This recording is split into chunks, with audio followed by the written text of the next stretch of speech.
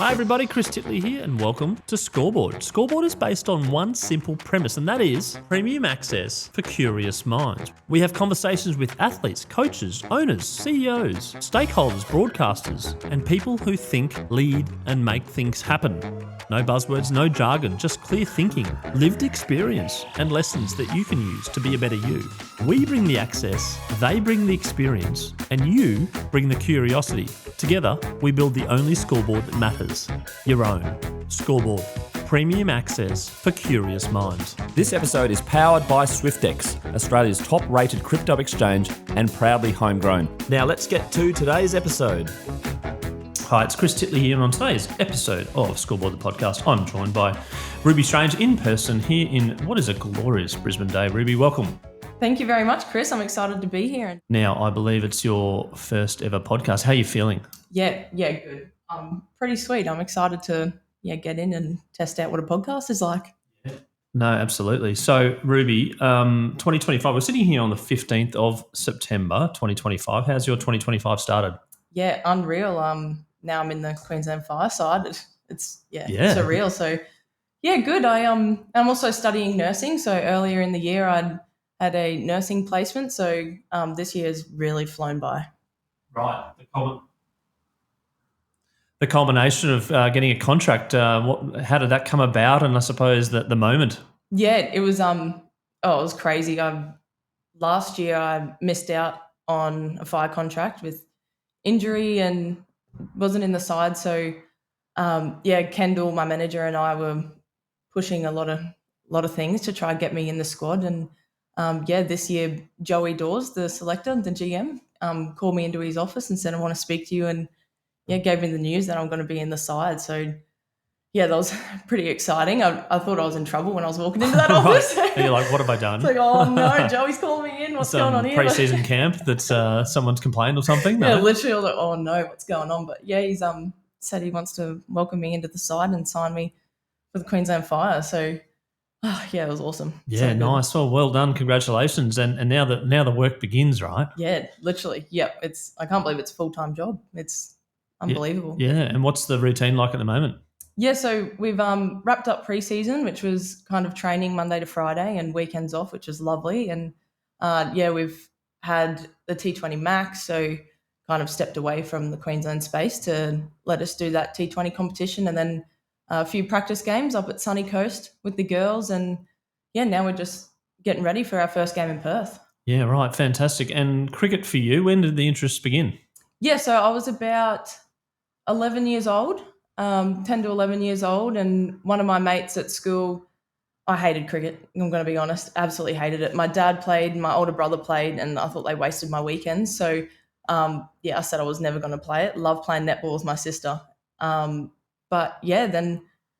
our dads played together, my friend and I, so she said, come along, let's just give it a crack. And, I had fun. We were just playing kind of out on the tennis court at primary school, and it was just fun to swing the bat and throw the arm over. So, then I went on to trial for Capricornia, which is our little state there. And, went on to play for under-12s Queensland, and was like, oh, it's actually all right. I get to play with some of my best mates, and didn't hate the sport by the end of it. So what was the sort of quasi-hatred early on? Was it just too much cricket around? Oh, yeah, too much. So I was training all the time, and Saturdays, the last thing I wanted to do was sit on the side of a cricket field and watch Dad and my brother run around. So but once I realised how much fun the game was and understood what was actually going on the field, changed my perspective entirely. Yeah, from an outsider point of view, it must be a bit of a confusing game. Like, well, and then obviously explaining to some people sometimes in America it goes for 5 days and you can get a draw. They're like, what? This is ridiculous. And all the intricacies. Did you have a favourite sort of, you're a batter or a bowler early on? Yeah, early on I was a bowler, mainly because I was scared of the ball. So when I was younger, when some of the girls were ripping them in, they'd been playing for 5 years already, and I was like, no thanks, I'll be down the other end running in and try to bowl as fast as I could. So I enjoyed that at the start, and then once I got the hang of batting, I loved it too. So now I'm both sides. Yeah, and that Queensland under-12 team. Do you still remember the team and who played in it? Yeah, Charlie Knott and I were actually captain and vice captain. So She had a green helmet on at the time, and I had a white one. So when we both walked out to open the bat together, it was pretty funny. We looked a little bit different in our helmets, but yeah, it was awesome. Like now I'm playing in the same Queensland team as her as an adult. So yeah, it's kind of crazy to look back now and see how far we've both come. Yeah, no, back in my day, the Queensland under-12 team featured Shane Watson, Wow. and he went on to do bigger honours, but certainly didn't get to play equally as Shane Watson, and played lower grades at West. But anyway, but Watto went on to bigger and greater things. And so the bat and the bowl, the sort of all-rounder, when did that come about? Yeah, well, kind of when you're younger, everyone pushes you to do both, which is such a great thing to do. You don't want to just lock down with the ball and only stick with that, because everyone you see now is just incredible all round as players. So it was just from day one, really, it was a massive push to do everything and enjoy every part of the game. It's kind of started from way back then. Yeah, no, that's awesome. And in terms of like the difference between like the red ball and the white ball, etc., how have you gone about balancing that? Yeah, well, I grew up playing with the boys, so that was all red ball.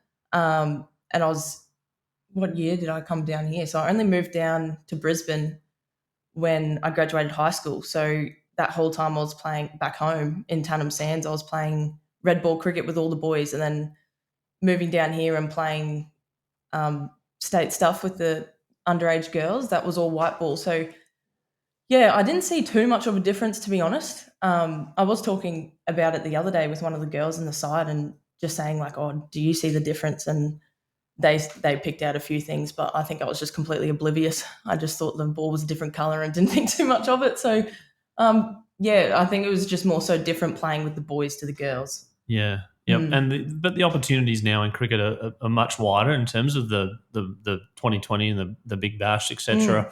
And then also with the red ball, it's a bit of a balance. I've asked a few cricketers. I think you need to adjust your game somewhat, but the skills, obviously, the fundamental skills need to be worked on and refined. How have you found bowling 4-over spells and pressure in a T20 game, and then bowling longer spells?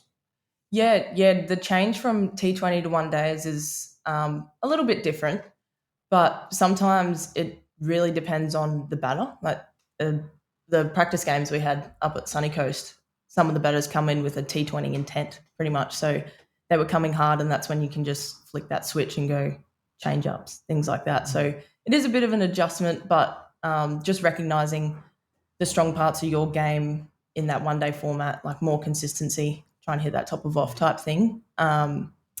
That's just the key, really. What do you think you're doing well at and have done well at to get recognised as a contract, and what are some of the areas you're thinking you're focusing on this year, and some things that potentially you can look to improve on? Yep. Yeah. So I think the main reason why I was kind of brought into the side was the consistency piece. So over the years in grade cricket, I've just tried to be that consistent bowler that's reliable, throw the ball and kind of know what you're going to get out of me. So that's the main thing that I've talked about with my coaches, is what sort of player I am, and that bowler is the consistent bowler with the occasional change up. So yeah, just building on that and building on my strengths in that area. And with the bat, through club, like grade cricket here, I've been that top order batter and just trying to take advantage of the power play. So I've tried to also bring that into my game here. Like played around with it a bit in the practice games at Sunny Coast, got that opportunity to open the batting and back myself to take advantage of the power play. So yeah, I'm probably looking in this Queensland Fire setup more that lower order batter. So just trying to adjust my game slightly in that sense, but still backing myself to do the when same it comes thing. to training, I suppose, what areas do you love the nets? Do you love the weights, the mental side of things, or do you just love like getting out there and just playing games as much as possible? Oh, honestly, just love it all. Coming into this for the first season, it's crazy that we get to train almost every day. So I'm just, walking in on day one, I was like, we had a 2K at 8 a.m. on the first day. And I was even like, this is the coolest thing ever. So, just some I of the know other no players one are would like, say that. that's a bit weird. No, we don't like running 2Ks at 8 a.m. Literally, I think maybe if I'm in for a couple more seasons, I'll hate it. But no, just absolutely loving every single day as it comes. And with training, just being able to look into the technical side a lot more than I've ever been able to with the specific like coaches. We've got batting coaches, bowling coaches, psychs, everything. So tapping in every resource has been so exciting. You're at the start of your professional athlete journey, your professional cricketer. Is it fun to say that you're a professional cricketer now? Yeah, it's crazy. It doesn't really feel real. But yeah. And then like obviously getting that contract is one thing, and the work begins now. Some sort of goals, I suppose, over the next coming years as a professional athlete. Yeah, well, my eyes was always set on Queensland Fire. Talking to Mum, I said like this is the absolute main thing that I want to crack. My ultimate goal, and every little kid has a goal to play for Australia. So obviously that's in the foreseeable future. Like that's everyone's little goal. But I'm just having so much fun being a part of this squad and playing cricket. And I think previously I fell into the trap of the goals of Brisbane Heat or Queensland Fire or something like that. Was if I didn't achieve that goal, it was really upsetting. And instead of just enjoying the game that I'm playing and the rewards come. So just absolutely loving last season, playing with the girls, and the rewards came. So yeah, the mental shift in that way has been great. Yeah, and I think speaking to a number of guests around the mental shift on giving everything, giving 100% of your best self to give yourself the best possible chance. Because if you set trophies or you set contracts, you can, walk across the street and roll your ankle and you're out for a year, and you've had some injuries. Do you want to talk about that and some of the ups and downs of sport prior to the signing of the contract? Yeah. So I had my first major injury last season. I had bone stress fracture in my femur. Really random. I didn't even know that was a thing. I wouldn't know that. Yeah, literally. But a stress fracture is very common amongst bowlers, though. Yeah, but more so in your back. Like femurs are really odd. So I had a stress fracture in my back when I was way younger. I was about 14, 15. And that was caught super early. So that didn't have any effect on anything really. But yeah, now this being in the competitive contract kind of season, last season, I was in the spring challenge for the Brisbane Heat and then just signed as a replacement player for Bonnie Berry for the Brisbane Heat. And game one, I kind of had this niggle running water, and I was like, oh, this is kind of weird running water and I'm sore. So it's kind of just an ongoing little niggle. And yeah, working with the staff, we decided that I should go and get a scan and found out I had bone stress fracture. And yeah, it was really odd. I didn't really understand what the doc was saying when he called me, because I was living at the sunny coast at that time, and I was driving up there with a mate. We had plans to go on these hikes and do all these things, and the doc called me on the way up and said, yeah, look, maybe stay off your feet for the weekend, and said you got bone stress fracture. And yeah, I was like, I was upset, but I didn't really understand fully what it was yet. And then Monday come in and went into the NCC with the girls. All the Brisbane Heat girls were there, and went over to the physio, and she had crutches for me and was like, okay, we've got to teach you how to use these crutches because I've never been on them before. And Charlie Knott was there, and she watched me walk in, and then I was leaving on crutches, and she was confused. She's like, what are you doing? I saw you walk in and now you're leaving on crutches. And yeah, it was weird. It just didn't feel right. And then, because I had to go for a repeat scan to see the margins of the stress fracture and things like that. So I was out for, when was that? A couple months on crutches. And I was on my birthday, had my crutches, and and Christmas, I'd just gotten rid of them. But Christmas Day, my brother had mowed a cricket pitch and I couldn't even play cricket with the family. So it was a pretty weird one. And they supported me 100% through all that. The rehab and all the training, they mapped it out so well for me, and got me back to 100%. And now I'm in a position to be able to play cricket. So really lucky. Taking yourself back to Christmas Day there, did you think that if you're sitting here right now with a contract, there's worlds apart there, right? Oh yeah, 100%. I wouldn't have thought, to be honest, because getting around on those crutches, I was like, oh, losing a major part of my season here, missing so many games, and that's a way to get yourself into the side is play those games and make a name for yourself with the scores. So it was really hard. I didn't think I'd be in a position to have a contract now, but lucky enough to be here. And Christmas Day, I wasn't thinking about that at all. Yeah, no, the relationship with cricket during your injuries was there some sort of like movement towards like, I just don't want to watch the games that I'm missing. I don't want to be around the players that I am seeing out there performing, etc. Or were you like going, okay, bring it on, it's part of the process? Yeah, I was actually the complete opposite. Hey, I was like, I want to be around this group as much as I can. A bit ironic signing as a replacement player and being the one on crutches too. So, but just when I was in at the gym, like doing all my rehab stuff, the Heat girls were in there doing their gym programs too, and it was really good to be around that group because the Georgia Redmaynes and girls like that, they've already been through massive injuries themselves. So being able to lean on those girls was great. They were giving me good insight and pushing me along and keeping me motivated when days were pretty tough. So I loved being around the girls and loved watching the games, got down to every home game. And when the girls got into the final, the GM, Joey, come to me and said, oh, you want to go down and watch the girls? I said, yeah, bloody oath. Like, that's unreal. The girls are in the final. So, they got it sorted for me, got me on a plane, got me to the game and still kept me a part of the group. So I absolutely loved watching them, and just watching them gave me another little goal, being like, that's where I want to be. That's what I'm training for. And this year coming up with a WBBL, is there some sort of goal inside, or you want to get on the park somewhere? Yeah, definitely. So being a part of the Spring Challenge is a great thing. So I'll be playing for the Brisbane Heat there, and hopefully, do well enough to get into the WBBL there. So there's still a few sides that haven't got the squads quite full yet. But if that happens, it happens. Otherwise, there's plenty more time. Yeah, absolutely. And in terms of the like goals for this year, have you got how far up do you plan your goals ahead? Yeah, honestly, not too far, because you never know. There's always spinners that get thrown in the works, like a bone stress. So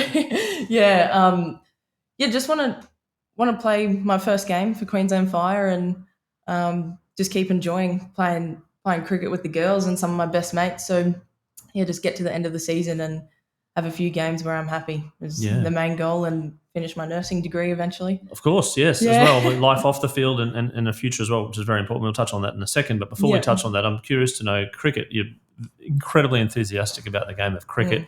Why do you think you're in love with it so much, and why are you having so much fun? Yeah, I love the competition. It's so good, and I know so many people have probably said this, but it's a team sport, but it's so individual as well, which is really exciting. So everyone's busting their backsides off at training and for each other, but also for themselves. And I absolutely love just walking out in the middle and playing a game alongside some of your best friends, but being able to do little things yourself. So I've met some lifelong friends in the game, and being able to grow up playing with some of the boys and then switching over to the girls' game is really exciting too. So just the friendships that form from the game is unreal. And the traits of high performance, competitiveness is right up there. Are you uber competitive? Oh, yeah. I am. I think it's a bit annoying when it comes around to Christmas and the cricket game's on, because my brother can't stand it. It's like, I love the trait competitiveness, but there's also a point where people go a little bit too far, maybe. Yeah. In competitive. Are you one of those people? Oh, I try not to be. I try to do everything with a smile, so it doesn't come across too much. The smiling assassin. Is that you on the? Yeah, sure. We'll when say it comes that. to a game, are you like, let's keep playing until I win? Oh yeah, 100%. Yeah, I hate losing card games. That's a different side. Yeah, right. And do you play a few card games every now and then at cricket when there's a bit of rain on and stuff? Oh, I love card games, but my pop taught me how to play euchre, so always play euchre with the family. Absolute favourite, and I've taught some of my friends to play it now. So when we get some downtime, we're playing euchre and with some of the girls. Yeah. What goes on when there's the openers are settling in and they're getting some runs, and maybe you're batting a little bit down the order? What do you girls chat about? Oh, it depends on who I'm with. So with the Westies girls, there's so many young girls. They're just talking about the high school drama, things like that. So can't really contribute to those conversations too much. But honestly, just talk about much rod as we can, and sometimes the coach has to pull us back in line to watch the game. So, Did you see that shot? Oh yeah, that's right. Clap, clap, clap. Yeah. They're hitting bombs, and we're over here talking about high school drama. But no, it's we kind of just talk about anything, talk about life. Like 220 Max, we had some of the interstate girls. Love hearing about their life interstate. But we're just talking about the most random things, really. Yeah, and then when it comes to your own performance, and you might go out there, and I've chatted to a few bowlers before, you might go out there and bowl some rubbish and get 3 or 4 wickets. You might bowl the best of your life and get 20 player misses and none for, etc. Yeah, and giving yourself the best shot. How do you go with that in your head? Yeah, sometimes I get frustrated because if you're not rewarded with those wickets, you get really angry at yourself. But working with the bowling coaches and that, we've learnt to think more back on the game as like, are you executing the ball that you plan to execute? And when I'm reviewing my games and reviewing how I've been bowling, I look at, did I execute that ball that I wanted to execute? Even if I got hit, was that where I wanted to be hit? And things like that. So I'm taking the positives where I can, and then going into the next game with, as long as you've got a clear plan at the top of your run, everything will be sweet. And the flip side to that as well is you bowl really, really well and you get 4 or 5 wickets, but the team gets smashed. How do you feel at the end?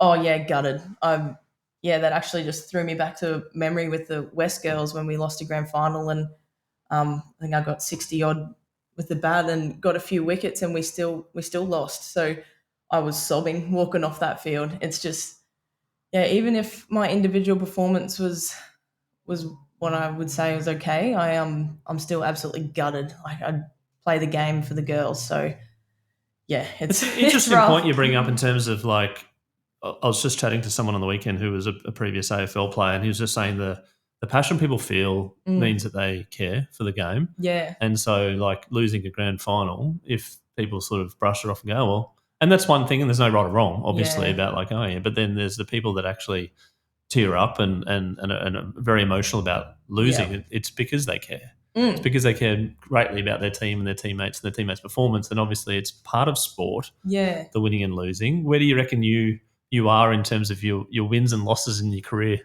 as a percentage? Yeah.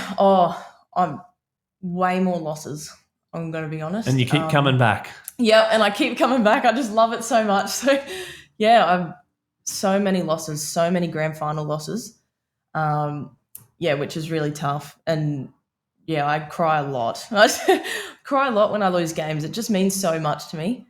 When I was younger, playing with the boys, I wouldn't cry. I'd just being around that different environment. I was like, brush it off and do what the boys do. They, when we were younger, didn't show much emotion, but we're stubborn, right? We're stubborn and sort of literally, which is good. The world is changing a little bit now with that front, which is great because we can actually speak and talk and show our emotions and things and be open about it. But you're right. It would have been an era where you're like, better bottle that up, which is probably not healthy at all. Yeah, literally. And now coming into the female space, and it's a lot more encouraged to feel your emotions. So cried a lot. And even through the underage Queensland stuff, we lost a grand final.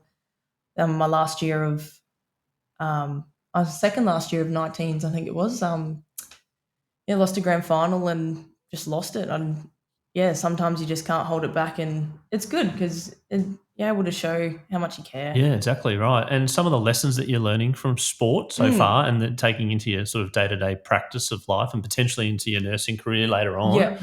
Can you describe some of the really key insights that you've learned through the junior grades and also now training with the team? Yeah, just teamwork is a massive thing. Being able to work alongside different people. I take that into my nursing and vice versa. So when I was on placement, I was thinking about, I was really nervous to do something, and I was like, just imagine you're walking out to bat for Queensland. And then, just approaching different people and how to have those conversations and things like that. And communication is a massive thing as well, being able to communicate with your coaches and then the nursing staff and things like that. So, it's pretty cool. There's so many different things that I'm able to take across both careers. The interest in nursing, where did that come from? Yeah, I absolutely loved healthcare. Always hitting high school, I had my eyes set on physio. And then, didn't really have the brains for that one. So I wasn't able to get into the get the ATAR to get into that. And then I realized that I could still do what I loved through different avenues of healthcare and nursing come about. So got into that and yeah, started full-time studying that as soon as I finished high school. Moved straight down here and started that up while playing cricket and working. So had a few things going on and kept ticking away at that and just loved it. Every time I'm on placement, I love it. It's hard work, but absolutely enjoy it. It's really rewarding and yeah, just almost finished there. I've got about 80 hours left of practical placement and then I'll be Right. signed And off. did the signing of the Queensland contract coincide with potentially some conflict there? Yeah, it did actually. It put a halt on my final placement, which is totally okay. I'll welcome that anytime. But yeah, it put a little stop on that study. But this has been my all time goal, so I was more than happy to call ACU up and be like, look, I need to put a hold on these studies for a bit, and they were more than happy to do that.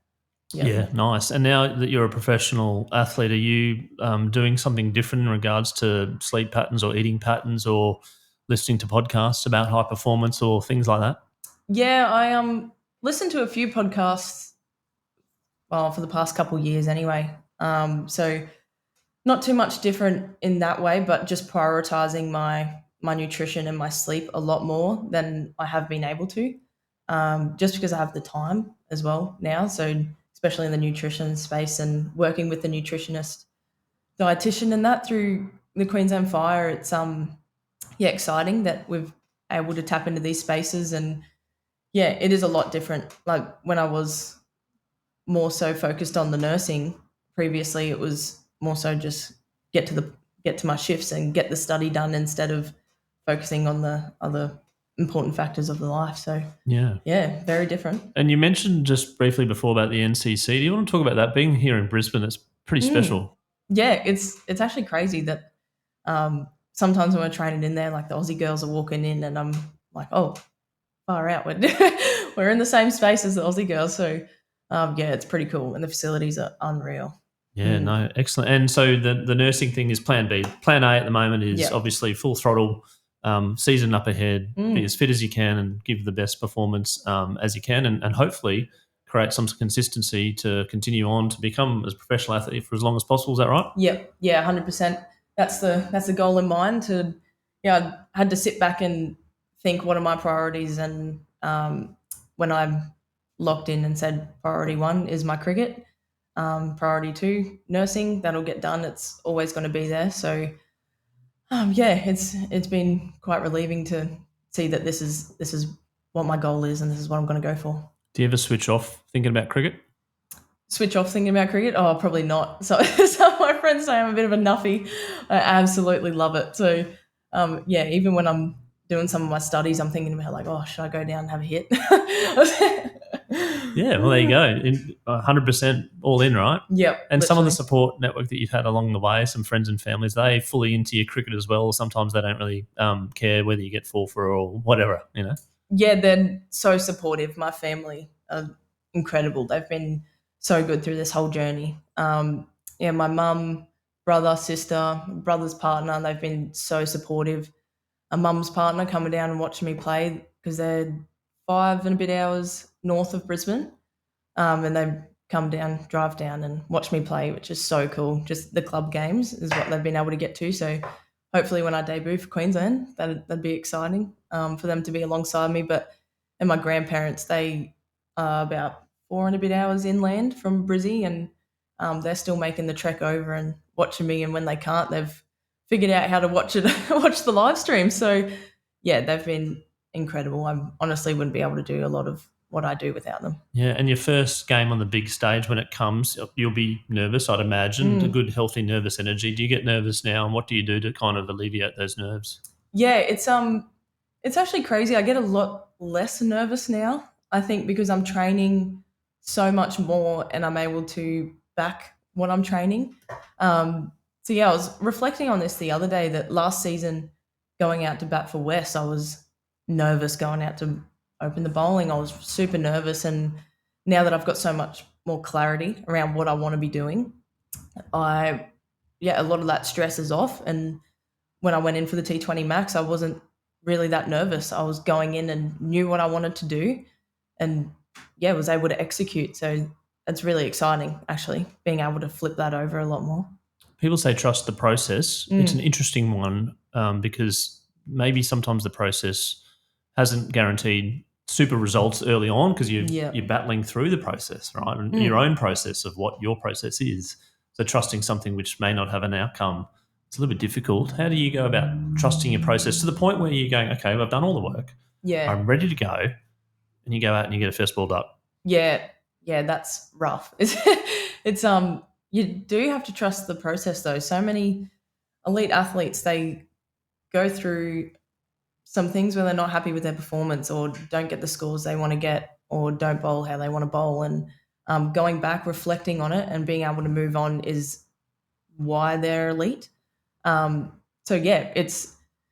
is a tough one to trust the process because sometimes you kick in yourself and go, oh, far out, I've been putting in these hours and it's not really paying off. But just being able to go back to your routines, it is massive. It is a big thing, trusting the process. What about visualization? Are you a visualizer?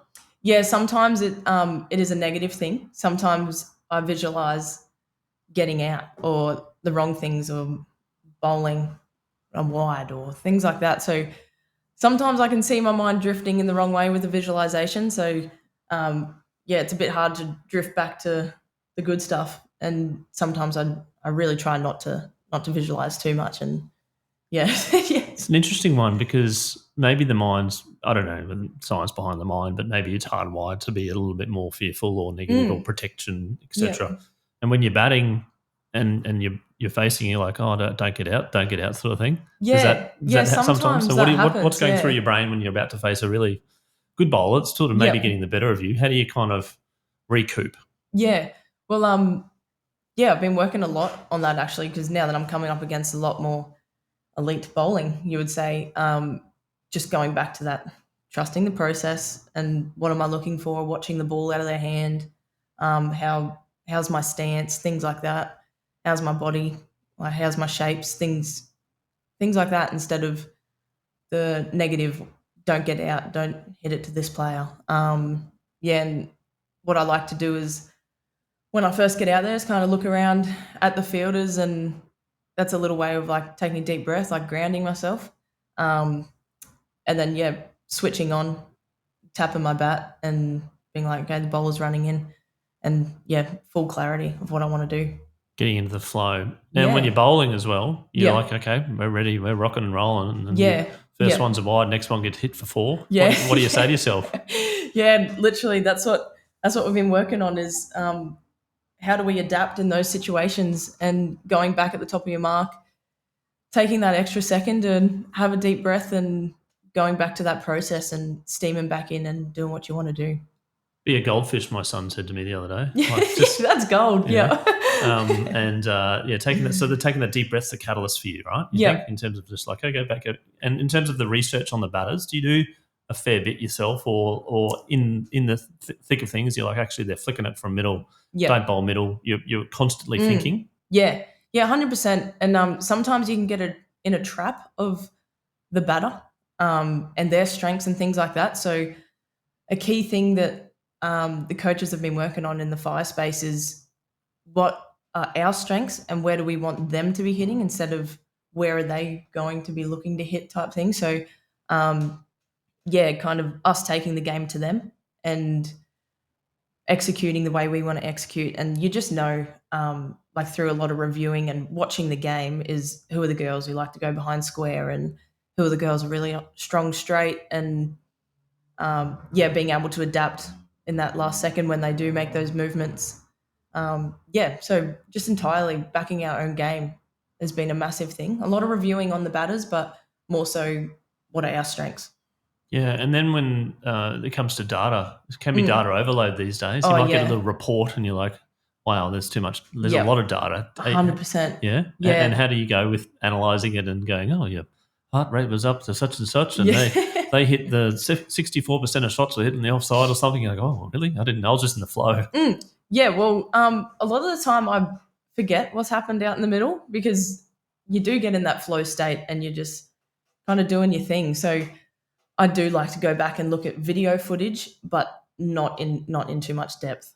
So I do like to see what batters were doing to my bowling, how was I executing, and watching myself bat, going over, like reviewing through the process of what I've been doing through preseason, and was I going back to my bad habits or was I executing that well? So yeah, there is so much data out there now. There's videos, there's numbers everywhere, but yeah, I'm trying not to delve into that too much because it can get really confusing. Do you watch your performances in entirety, or do you watch the snippets, or the good ones or the bad ones? Or yeah, I go through. I always watch how I get out, and always watch where I've gotten hit when I'm bowling. So yeah, even played yesterday for the West girls, and as soon as I got in the car, I watched the replay of how I got out. So yeah, I love watching the mistakes and also the good things. And yeah, just reflecting on the whole performance and taking away more positives than negatives is the main thing that I've been trying to do.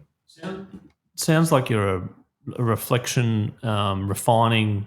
You're a lifelong learner. Would that describe you? Yeah, I love learning, and I love finding little ways that I can improve my game, especially coming from Tannum and not having the resources that I do now. Didn't really have a coach to tap into and be like, oh, what do you think about this? Kind of trying to self-coach in a way. And now that I have the resources and being able to sit down with the bowling coaches, the batting coaches, and being like, yeah, what are your thoughts about this? And yeah, going back and forth about the little things that we noticed, and yeah, trying to put that into play next time. It's really exciting. Yeah, awesome. Now, on Scoreboard, we have this segment called the Scoreboard moment, which is a moment in your life which is very visual, and it's in your memory, and you can describe it, and from that moment, things change. Ruby, I'm keen to understand what your Scoreboard moment is.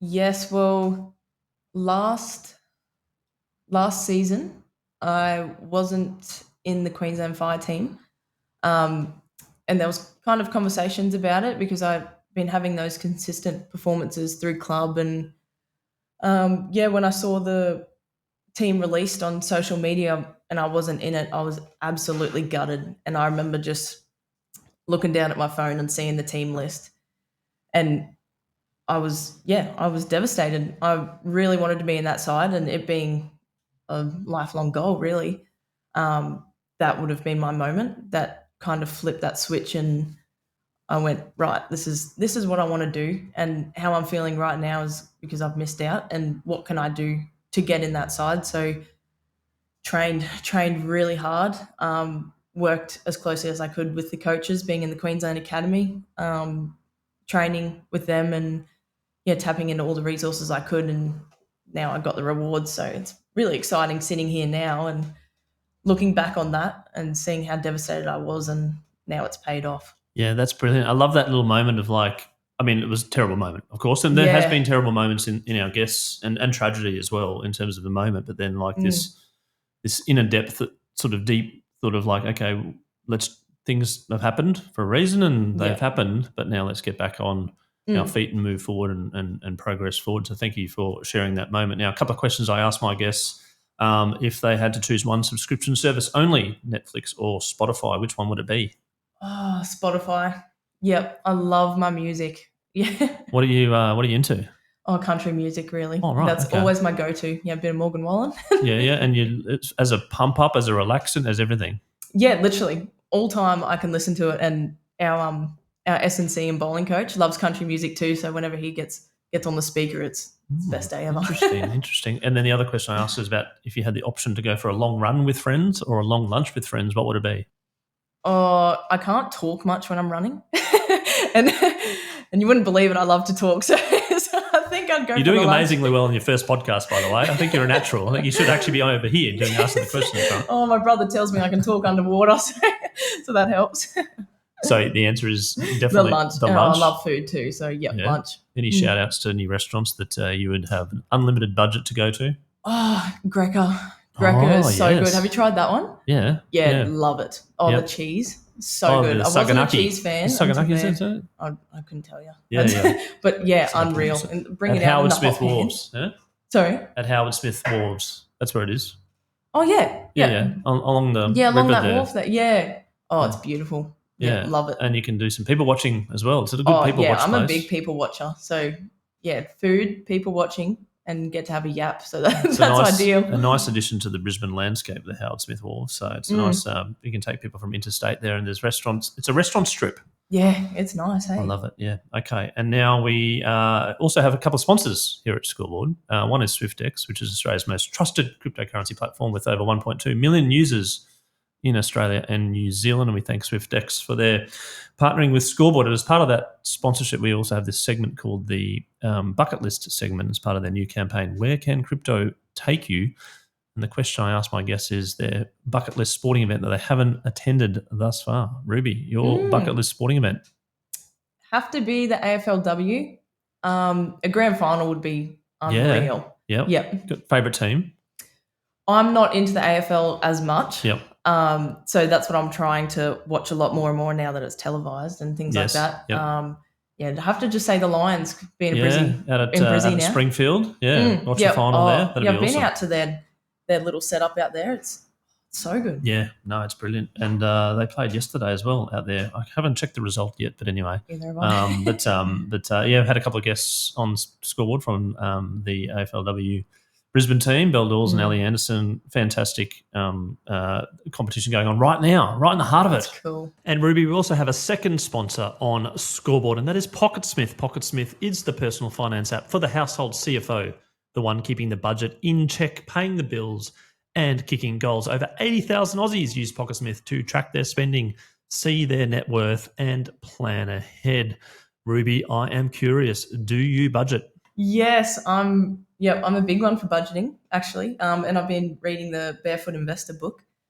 So that's been helpful, a bit of a guide to teach me how to do it properly. I love budgeting. There you go. You should check out PocketSmith. There's a little app that you have, and you can categorize all your spendings like I do in weird and wacky ways to say that I spend too much on subscriptions or coffee or whatever it might be. But managing and keeping control of your finances is obviously very, very important. Too much Greca. Too much Greca. Yeah. There's a little, you can categorize that and go, oh my goodness, spent too much at Greca. But you know what?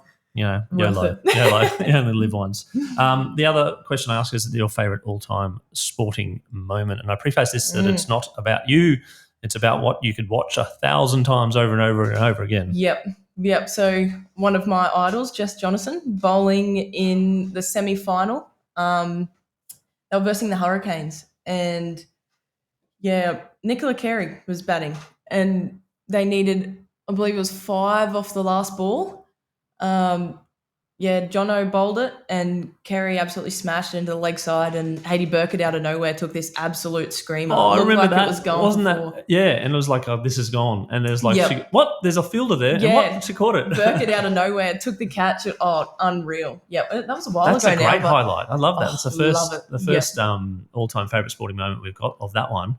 You're going to have to YouTube it after this and just watch it over and over again. So good. I can literally picture it right now. Yeah. Love it that much. Yeah. And I think the commentators are like, Yeah. I love moments you can watch 1,000 times over. It's brilliant. That's why I asked the question. It takes a trip down memory lane. Now, we're also introducing a new segment, a bit of trivia, right? How are you at trivia? Oh, I'm shocking. Really? I'm so bad at trivia, but really? See how I go. Yeah. Okay, we're gonna focus on the WBBL today. Some trivia questions, and hopefully make your debut at some point in time in the WBBL. We've got 3 questions, and for the guests out there, they can get involved and interact in their head as well. But question number 1 is, how many seasons has the WBBL been going for thus far? Or maybe even you want to add in what season we're going into. Heading into WBBL 11, just wrapped up. 10. Season 10. 10 done and 11 coming up, and what a season it's going to be. Correct. 1 from 1. Now, the question number 2 is the most runs in WBBL history. Scored by one player? As in like the most runs ever in the competition in entirety. Right.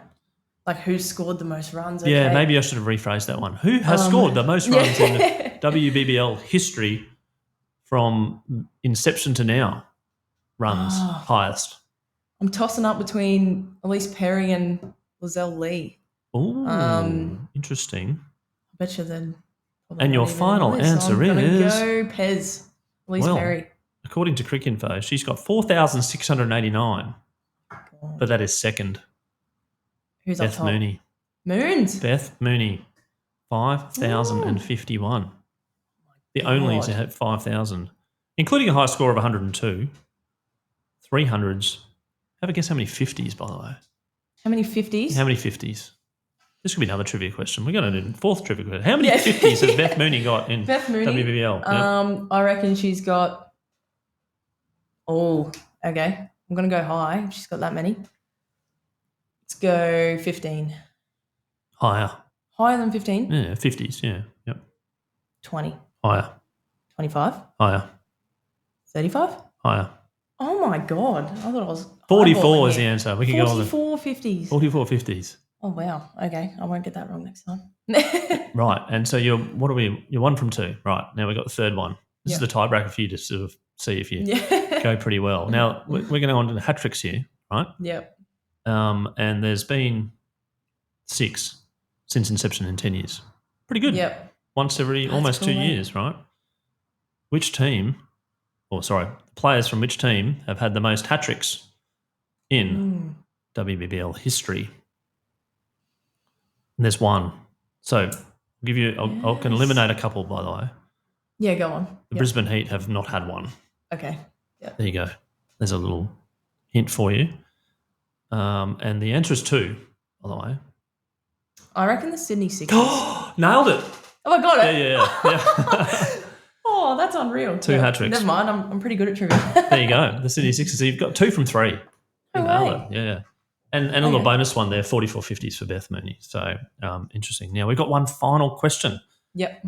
Taking you back to your under 12 days and maybe even through the youth and the teams that you're getting picked and wanting to become a professional athlete. What's some advice in 2025 to those young girls that are playing cricket now at under 12 going, I want to play professional cricket? Yep. Honestly, it's going back to that trusting the process and enjoying every single game as it comes. When I was younger, I think I took advantage of being able to play alongside my best friends and being able to travel with my best friends coming from a rural place and being able to do those trips down to Brisbane together and go to these competitions together. So taking full advantage of all those trips and have as much fun as you can, no matter what sport you're playing. If cricket isn't your favourite thing at the end of the day, just enjoy what you're doing. Ruby Strange, you've nailed your first podcast. Congratulations and thank you for being on Scoreboard, the podcast. Hope you had a lovely time. I did, and thank you for sharing your journey. I wish you all the best in the up-and-coming season, a big season for you. Looking forward to following your progress and supporting where I can. Awesome. Thanks so much for having me, Chris. And yeah, I was excited to jump on the Scoreboard.